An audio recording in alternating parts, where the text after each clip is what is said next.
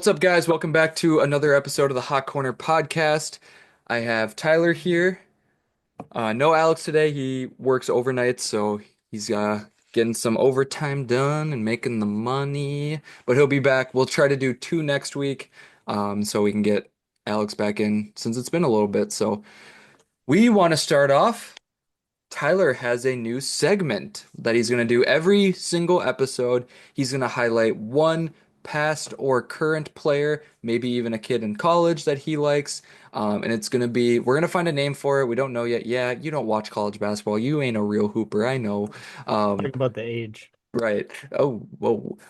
So I'm going to shoot it over to Tyler. He's going to highlight his one NBA player that he wants to kind of throw out, and then it'll be an every single episode type deal. Sometimes I'll do it, sometimes he'll do it, but this is Tyler's segment, so take it away. We don't have a name yet, so that's in the making. But the person that we are going to highlight today is none other than Jeremy Lin, who, starting off strong on this topic, was part of the championship team for the Toronto Raptors. Um, so obviously, I think I wrote down a little note basically comparing him to the White Mamba because he could do tell his kids. I don't actually even know if he has any kids, but basically say, yeah, I played in the championship game, put up some good shots and blah blah blah. But yeah, he's a champion. He's a champion. But going through his whole career, he may not have been decent on paper, but when you watch Jeremy Lin, Linsanity, play basketball, there's a certain little taste, like a little cilantro, like in your burrito tacos, you know? You just like it. You just like it. It's a little extra. But going through his career totals, his points per game was 11.6. We'll run that up to 12, you know? Um, Same with the rebounds, 2.8. We'll just call it 3. And then his assist was sitting at 4. Throughout his career, he shot 43% from the field. I know he didn't really hook up that many shots, but still pretty decent. They don't have to know about that. They just look at the percentage and say he's a pretty good basketball player. 34 from three as well. And circling back to the championship, uh, with the Raptors, he was the first Asian American to ever win an NBA Finals. So I think that's kind of big. That's kind of dope to me, especially seeing how he came into the league undrafted. Um, Out of so I Harvard. mean, what Out of from Harvard. Harvard? Yeah, exactly. So he's got the brains and the balls. Ball hand. He wasn't a good ball handler. He was. Oh, that was bad. But anyway, I think him going to Harvard because there was something that I remember. I don't know how to say it. Kenyon Martin. Kenyon Martin, yep. Yeah, when he kind of not roasted him, but he said something about Jeremy Lin having cornrows Oh, when he was and doing the different hairstyles and stuff. yeah, and then Jeremy Lin came back at him about his Asian tattoos. So I was like, damn, dude, like stand your ground. He's a dog. But I don't know, just watching him play like when he was on the Lakers with Kobe and Kobe was asking for the ball and Jeremy Lin was like, nah, sit back, Gramps. I got this. I got this on wraps. But I mean, I don't know. It was fun to watch. It's not to me, basketball is not always about the superstars. Sometimes I feel like the superstars bring a team down, not in the worst kind of ways, but they still kind of can. There's too much pressure riding on them. So you give it to somebody who, if they miss a shot, like Jeremy Lin would never miss a shot. He's just pretty good. I don't know. I like him. I think it's pretty cool. I look at Jeremy Lin and then I look at Yao Ming and I'm like, damn, dude, that's like a dynamic duo right there. Um, Looking at the Oh God. Okay, let me restart. The Linsanity stats when he was on the Knicks, right? So best nickname I think you could ever give somebody other than Swaggy P. Um, Swaggy P is for another time. But no, the 2011-2012 season for the Knicks. I think that was yeah. He played 35 games, averaged 14 and a half points a game. He got 3 boards a game as a guard. Not bad from Harvard. He's doing that calculation of the trajectory Right. of the ball and where it comes out. So, he's pretty good at that. Dishing out the rock too. 6 assists. Um, and then you got his attempted field goals that season. I'm pretty sure that was the highest field goals attempted by this man. It was about 10 a game, and he made like 44 and a half. He was shooting 44.5 percentage from the field. With the plus minus being at 141. Yeah. That's not bad. That's not bad for some dude who's like, not starting. He's just like coming off the bench and doing what he needs to do. Obviously, he wasn't like the best like ball handler. But he can still like he's like a silent assassin. He's like a ninja. Um, he's pretty good. He's pretty good. He will kill you in the worst ways possible. Like he won't show out in every game, but I think that's what I liked is like when he did show out, he did it in emphatic style. That was just insane. I don't know. So Jeremy Lin Sanity, whatever you want to call him, Mr. Harvard, undrafted first Asian American to win the NBA championship. I don't know. Pretty good in my book. I always like watching him play. That was in like the golden era of basketball, in my opinion. Like the Yeah, that 2010 to 2011, 2012 year was fun just because there yeah. was so much parity in the league and the Miami Heat were starting to build and Dallas Mavericks were that wasn't it's not the same time frame, but that's close. Well, that's why I said the 2010s to like The the tw 2016.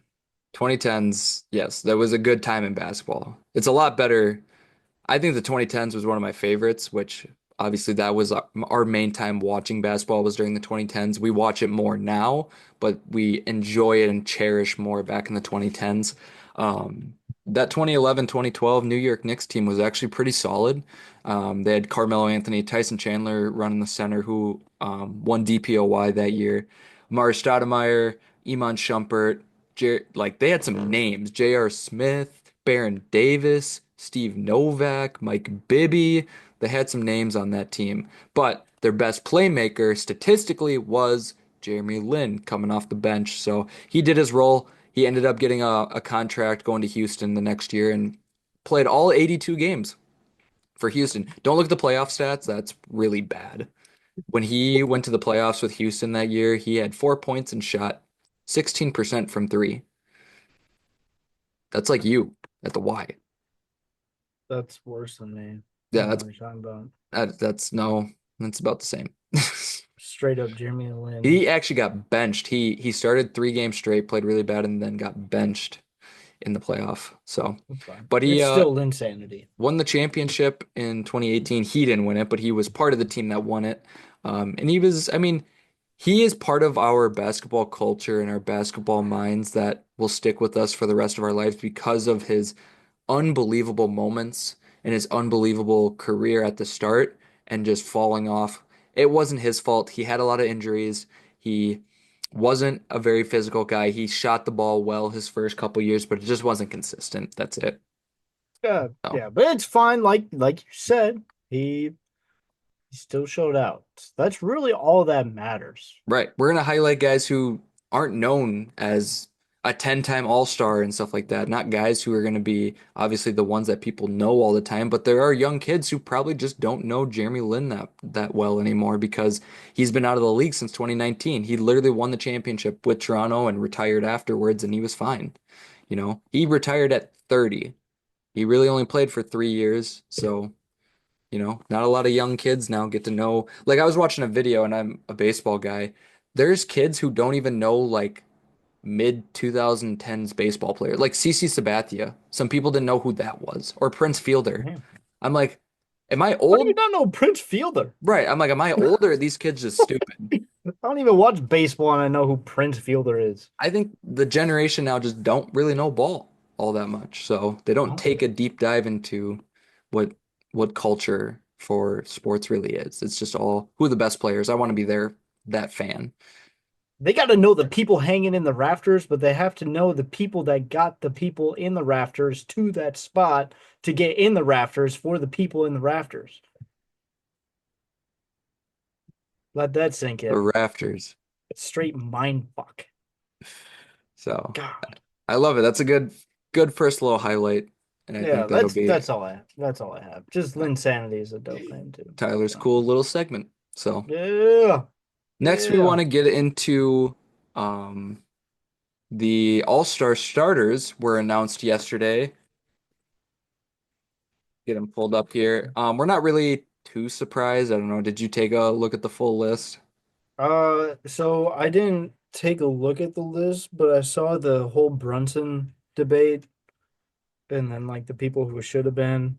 I saw a lot of comments on that post that was like, wow, 30 points a game doesn't really get you anywhere in this league now, which Yeah, is it's crazy, but it's referring to LaMelo Ball. He did get the best or the most fan votes. Unfortunately, his team's just not that good, and Alex's argument is the fact that, oh, I could score 30 with that team. No, no. LaMelo, he's a very good basketball player. I will give LaMelo his props. He does take the most shots in the league. He does have the highest usage rate, so it makes sense that he averages 30 because he has the ball all the time. And now that Brandon Miller's out, he'll just get the ball even more. So, looking at this, we have Jalen Brunson, Donovan Mitchell, Karl Anthony Towns, which shout out Cat, he leaves, gets All-Star starter.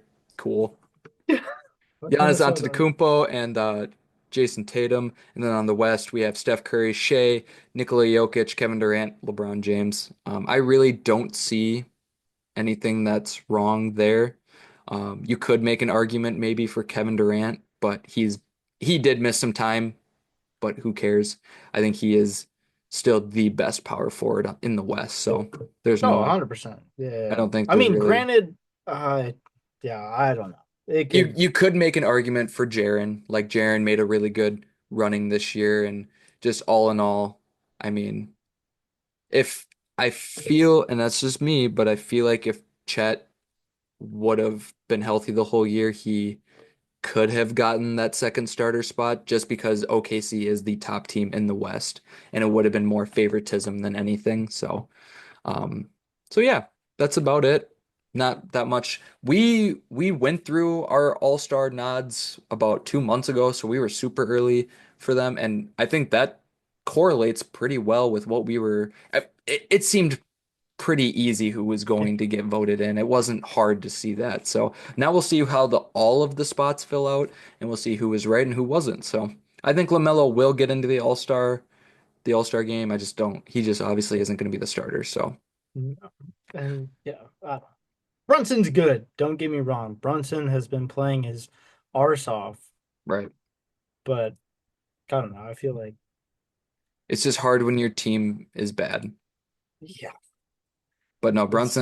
Brunson's played unbelievable this year, almost shooting 40% from three. So he's shown out. I give it to him. I Whatever. almost feel like Paulo could have made the list too if he If didn't he get would have hurt. stayed healthy, he for sure would have made it. He Yeah. for sure. But it's hard when you have, I mean, he would have had to beat Giannis and Jason Tatum basically, because I don't think he would have been able to beat Cat. No, God, no. I don't So think anybody in the league could beat Cat he was the yeah. last starter technically. His weighted score is the low or is the lowest out of everyone, but in reality, I mean, I still think Paulo would have had a good fight against Jason Tatum. Giannis has played unbelievable, so we'll see. We'll see how that goes. Next thing that we wanted to talk about was the Philadelphia 76ers. Now, usually we highlight all the teams this year, but this today we're going to just pick one team. And if you guys don't know, or if you're not watching basketball too much, the 76ers had super high expectations. They brought in Paul George. They had a very, very old veteran filled lineup. And then they drafted Jared McCain. They had him coming in, scoring really well. He is out for the season. They still have Tyrese Maxey. He is still carrying the offensive workload, but Joel Embiid does not play very much. I still think he is hurt. And I think they're trying to force him in to play when he doesn't need to play. Now with them being almost 10 games back, or they have 12 more losses than they have wins. So it's like, all right, it's time to shut it down. Let's sit Embiid for the rest of the year. Let's trade Paul George. Obviously, you gave up more for him than you are going to get in return, but you have to blow this thing up. And there might not even be teams that want Paul George at this moment for the price that you're going to ask for. So you might just have to take a cut and you have to accept that you failed. You What failed as about an Jimmy? organ. Probably not. I don't think one, Jimmy wants to play playoff basketball. This team isn't a playoff team. And two, Paul George probably I don't know if Miami really wants Paul George. He's playing just as well as Jimmy is, and Miami sucks too. So right now, I think they're in a tough spot because they have such old guys on their team. And what are they like? Eric Gordon, Andre Drummond, Kyle Lowry. Um, they even have guys like Caleb Martin, Kelly Oubre, Gershon Yabusele. Like they're just so old. So they need to get a higher draft pick because they can't bring in a dude with the 12th overall draft pick and help him. And he's not going to support Joel Embiid. He's just going to be another rotational guy. The only way you're going to get someone who's actually going to produce is if you get a top five pick, which their pick is top six protected to OKC. So they need to tank. They need to stay within that top six range because if they don't have a pick this year. And it just goes straight to OKC, who the rich gets richer. They're the number one team in the West, and they're going to have a pick that could be number seven. So I don't know what you think. I think they need to blow it up. They need to sit Joel Embiid for the rest of the year. Tyrese Maxey can just play. Just let him ball out. Earn his value. Because right now he's still young. So let him earn his value, and then you pay him. You have Joel Embiid. You get rid of Paul George, you get rid of all those expiring contracts, and you restart. Jared McCain is not very expensive. He wasn't a lottery pick, so he's not very expensive. So you're fine with that. And once he comes back next year, he will be another primary scoring dominant player. Now the real question is, they do that? What do you draft? Do you draft another big? Do you draft another guard? I don't even know what you can do. Honestly, like, because nothing works for him. I think it's just a Philly problem. Like, I don't know. There's nothing that they can really do. They brought in James Harden that one year. He didn't really produce anything. He still played with Embiid. Right. Still, I mean, Embiid is a good player, but he's not there. So it's There's like, I don't know what you can do. If you bring in another big, it's he's going to be filling the role for Embiid because Lord knows he's probably going to get injured again or something. But then what do? You just keep having Maxi carry the load and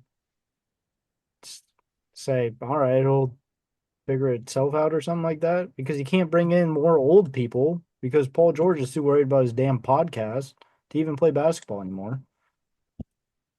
Like, yeah, I don't know. I think they're just screwed. If you're Philadelphia, would a trade to the Warriors be good? Do you think sending Paul George to the Warriors for like Wiggins and Kuminga and maybe Moses Moody, you'd give him Paul George and probably another player. Um, Unfortunately, you can't get picks. No one wants to give you high valued picks for Paul George. You're not getting a first. No one's giving you a first round pick. I You're feel like you're basic. not getting anything for Paul George. No, you would have to give up like two good players. So looking at their roster for guys who just score the ball on their team, it would have to be Paul George and um and Andre Drummond to the Warriors for like Kevon Looney, Kuminga, Wiggins, and a second round pick. Would you do that? Well, I mean, if I was the Warriors, no, I wouldn't do that because I feel like that's a lot you're giving up for something that's not consistent. I wouldn't say that's not a lot. I think because Kuminga's not going to be there. Kuminga, they're not going to pay Kuminga. So there's the young piece that's going away. Wiggins has declined since the beginning of the season, and the Warriors are struggling right now. They can't win a game to save their life. They just blew. Did you see the game against the Kings? They were up by 20 and then they blew the whole game. Like, what? How do you do that in the NBA? That's insane. That's asinine when you have the best point guard in the league. Like that's unbelievable. So I think they need, and I think Paul George would fit their system way more, way more. It'd be more free ball with him. It would be more pick and rolls between him and Draymond. I think him and Draymond would mesh a little bit better. And I think in reality, um, they get better from Andrew Wiggins. The problem Well, is, I'll say this, Paul George looks old and he'll look slow. I yeah, because he watched sits on his ass and does the podcast all damn day.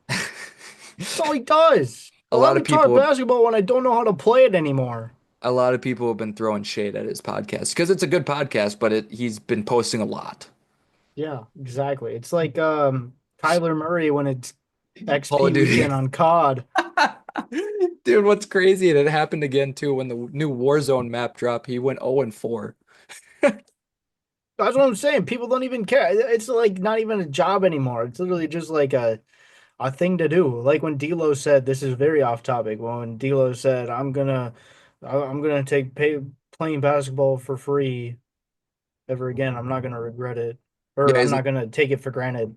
he's not taking free basketball for granted anymore because Yeah, he's the main scorer of that team. Like, yeah. are It's you like serious? shut up. It's all these old heads, all Yeah, these unk status people with the new lingo apparently now today. You're an unk, right. He is an unk. stupid. He's in his 30s now. He's an unk. It's just there's He no saving it. he his whole theory is ridiculous because he's the leading scorer for a bottom feeding team. That's what he that's what he was when they were this good Brooklyn team when they were the eighth seed and made a run. Like, man, shut the fuck up. Like you played on a bad team. You were a top scorer. You got your bag to Golden State and then you got traded to Minnesota. Like, shut up. Yeah, exactly. And it'd be the same thing with Paul George. I don't know. So regardless, I feel like there's no fix in Philly until Embiid figures his shit out and keeps digging up his ass until he finds gold. I think it then you have to sit him. You have to let him heal because right now I think he's just too hurt. How long are you gonna sit the man? Well, that's the problem is they sit him and then they go, you need to play because they want to compete when he's still hurt. He should be out for the whole season. He should have been out the whole season because he played all of last year at an MVP level, correct? Yeah.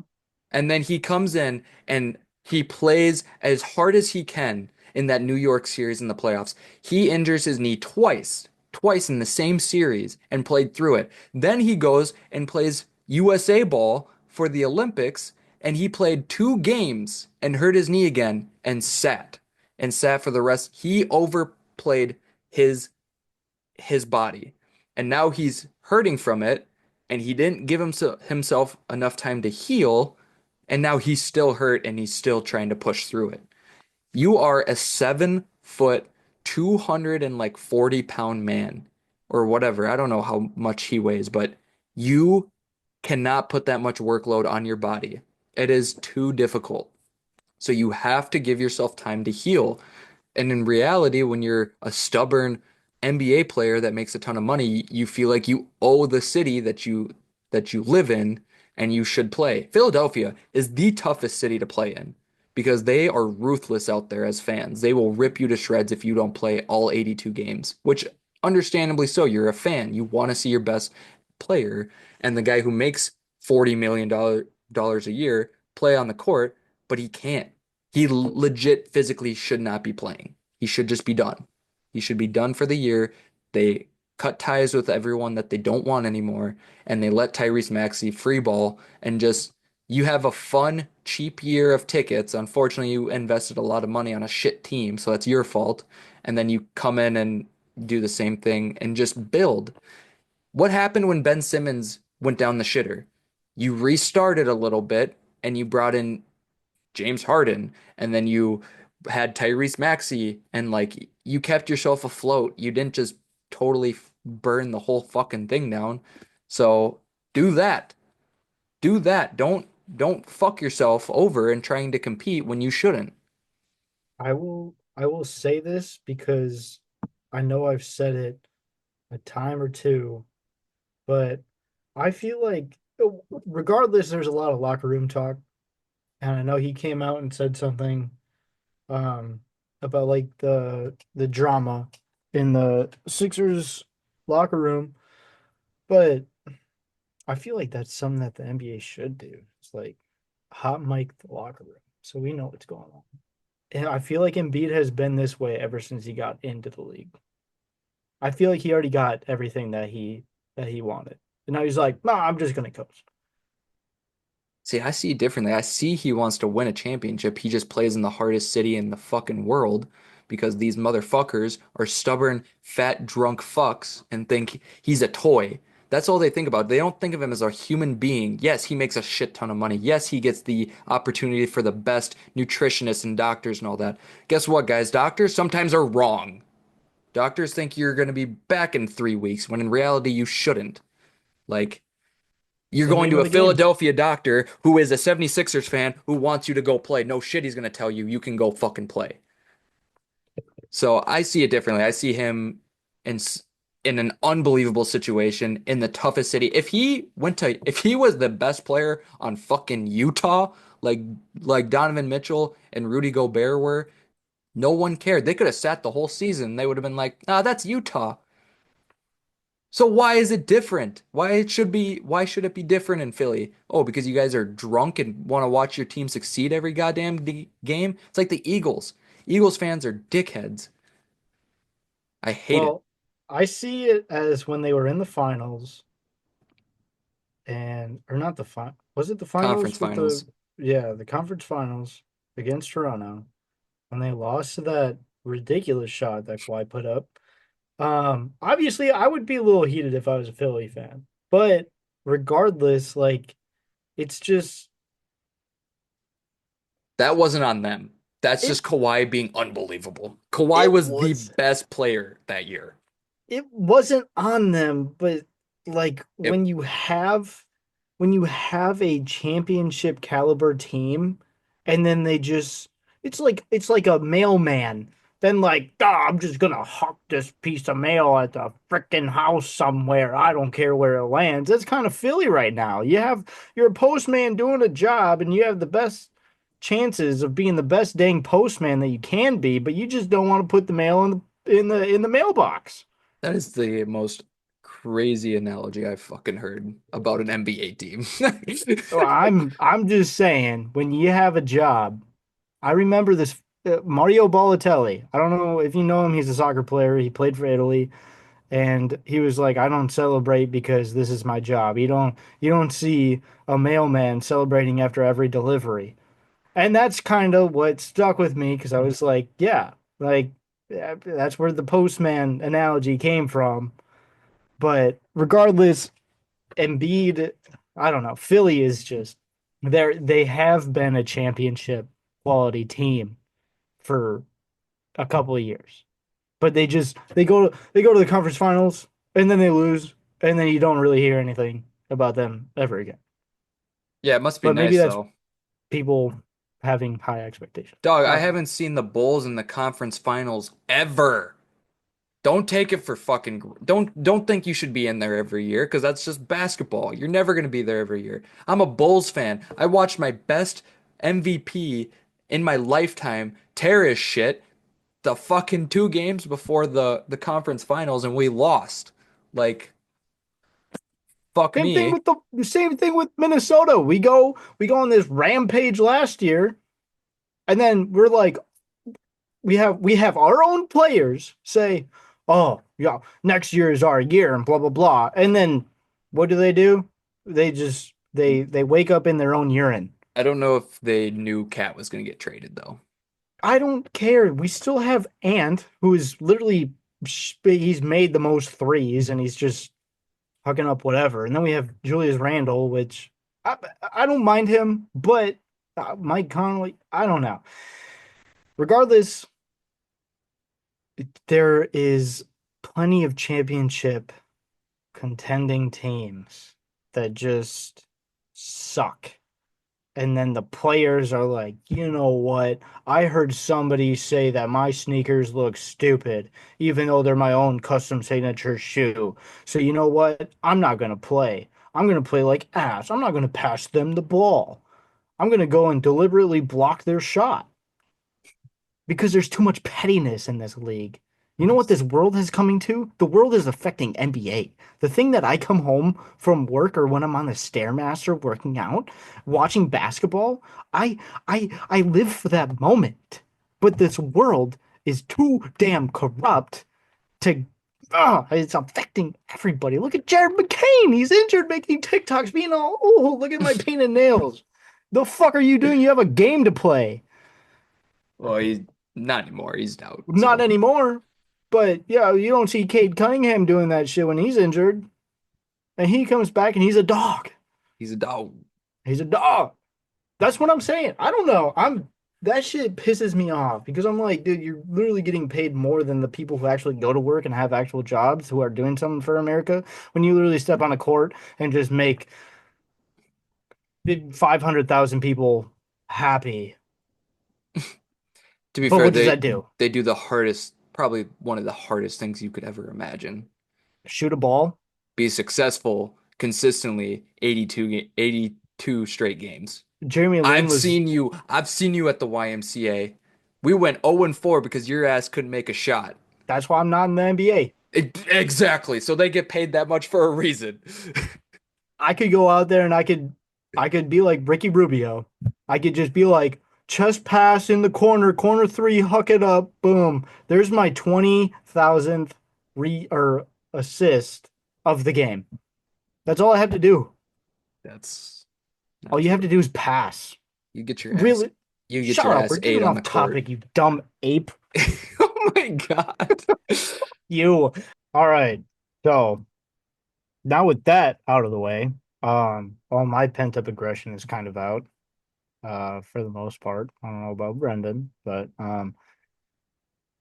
anyway, on to not a lighter subject, but officiating in the NBA this year in regards to the past couple years. Me personally, I like being able to watch a player go down the court with the ball in their hand, go up for a driving layup, and have a little bit of contact and have it not be called. Obviously, it basically did a flip flop from my point of view. What I think, um, basically letting the players play like how I kind of wanted it and how I preached like 2 years ago. Well, um, I think I just think it makes the game look a lot better. But the players complaining now when they don't get a call, which is fair, but they have challenges. So I mean, they can always go run it back and go look at the dang monitor and say if it's a goal or no goal. I don't know. But me personally, I just think it's bringing a level of physicality that the league was missing, being that you have. Uh, I don't even know. I don't. Nas Reed, right? He was going up when they were playing Washington. He went up for the ball, and Alex R tried to go up for a dunk, and Nas Reed didn't really. He went straight up, kind of ish, but it wasn't like a foul play. It wasn't intentional to hurt anybody, and Alex R just kind of fell. But that's where the body weight and everything comes into play too. They challenged it, rightfully so. I feel like they should do that majority of the time. because going back to what we were talking about, like with like Embiid's health issues and everything like that, it watches out for that. To me, officiating officiating is where it should be at right now. Blatant calls missed, of course. Not everybody's perfect, but the league is a lot more flexible. But maybe that's why they're shooting a lot more threes. Won't get into that topic, but no, the officiating to me is a lot better. I have nothing to complain about. Um, it's funny watching all the people complain about missed calls and everything. I think that's kind of funny. Oh, that was you a couple of years ago. Yeah, yeah, yeah. When I was heated, but now I'm relaxed. I'm taking the ref sides. They changed a little something. I don't know what was said. I don't know what made them change, but it's a lot. It's a lot more not lax, but it's a lot more. It Oh, makes more sense. it makes more sense. It's a lot. Now, It's a lot thing easier. that doesn't make sense to me is why we need to review and take 10 fucking minutes for a review. I feel like when I'm watching a basketball game and I see that there's a review, turns me off immediately. And I'm done Hmm. with that game. That's the game I'm done with. Like it could be a game tied in the fourth quarter, or I would say more like third quarter. Obviously situational. I'm going to watch that, but like second, third quarter rolls around, there's a review that takes 10 minutes. I'm done. I'm switching to the next one. I'm gonna go watch the Bulls get blown out by 20 because that's just I'm not having to sit there and watch guys. Oh, I'm watching the same play over and over. Oh, he did touch him. Okay, now we've made the decision. Oh, he touched them. Right. Ah! It's the worst one was there was a game. This was a while ago. I don't remember who was playing, but someone was running kind of near the out of bounds side on their right hand side, and they were trying to go for the inbounds pass, and his foot clearly stepped out of bounds. Like half of his foot is out of bounds, but they had to review it. They had to make sure, and it's like, oh, okay, that took me a minute. That took me a minute to see that he went out of bounds. It took them 10 minutes to make the call. I'm like, are we just making money off of this? Is this what we're doing? You have to do in a meet like do reviews have to take 10 minutes or can they be right away? I know they can be right away because there's some calls that just go like that. Oh, we've understood that we're dumbasses and this is the right call. Okay, so can we do that more often? Like, I don't want to sit here second guessing yourself when you know you're clearly wrong. No, So yeah. the reviews annoy me a little bit, but that's fine. If it can keep, if it can stop the free throw shooting at a minimum, like at a all-time minimum this year, then I'll take that. Because Yeah. as a right, 2 years ago, everyone was shooting 10 plus free throws a game, and it was just getting annoying. Now it's in relative to what I think should be the average. Which Um, People aren't getting teed up too for stupid shit as well. That was another thing that was annoying was just like your facial expression got you teed up. It's like, no, I'm not punching you. I'm not screaming at you. I'm not swearing at you. Sometimes I bet you they do. Like, and that will tee them up. But like, so we don't. it's feelings. Right. Like when Jason Tatum got teed up for dribbling a basketball too hard or pounding on a ball too hard. It's like, are you serious? I did Yeah. see one technical foul was given to was it Draymond? It was one of the big men because he was like questioning one of the girls' calls. It was one of the female refs. I have nothing against female reffing, but they are just as sensitive as the men, even more sensitive. Because when she got questioned, boom, and I'm like, "Are you fucking serious?" Yeah. I was even watching a And podcast. I think it was the Jeff Teague podcast, and they were talking about one of the older refs back in the day would try to be like buddy buddy with you. He'd try to be like, "Oh, who's that hoe in the corner over there?" Like talking about a chick. And there was one time, I think it was Jeff Teague. He said that to him, and he goes, "That's my mom." And he was like, And then he would try to be buddy buddy with you and kind of push the limits a little bit, say the N word to you a little bit, he was saying. And then he would just tee you up for something just stupid. He goes, I don't want to hear from you. I don't want to hear from you. And he's like, why are you going to act like we're pals and then try to be professional when you just called my mom a hoe 10 minutes before the game? Like, like what the fuck is going on? And I don't know if he's still officiating by any means. You can go look find the podcast episode of Jeff Teague. Um, it's a good podcast. I really like listening to it. Yeah. So I think there was one basketball game that I chimed into. I think it was like last week. It must have been the Wolves. I can't remember who they played, but like it was, I think the first foul was called when there was 5 minutes left in the first period. And I was like, normally that never happens. Normally it's like, oh, they win the tip off, they go down, they shoot, foul. yeah, So it's immediately. like, yeah, so it's like it brings back like I think that's why people push the pace a little bit more, and that's why there's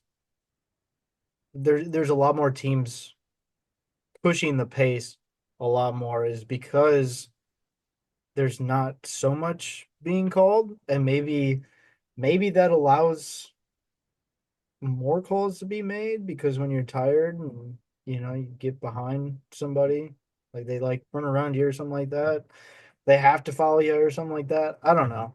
It's just there seems to be a flow about it. And let me see if I can look up this one ref.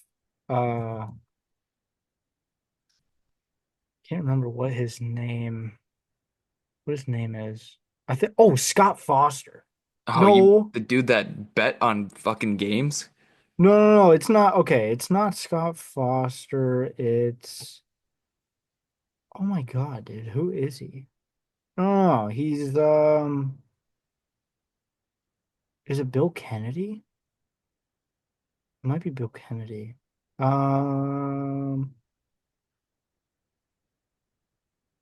yeah. Okay, so it's Bill Kennedy. Bill Kennedy. Um, I was watching games and everything like that. I think he's like the most respected referee, and because he's not like He's he's so kind of like how buff. you were. He's He's jacked as fuck, dude. He is yes. honestly the most ripped referee I've ever seen sometimes. I remember watching a game and he like leaned over the monitor like this and his forearms look like you could grate a cheese on them. I was like, "Oh my great googly schmoo." But he's not a bad ref either. I don't think Oh, he's ever really been a bad ref, but like the reviews I think he had one review that took like 5 minutes. But that's not his fault though. That's just the stupid fucking reviewing system.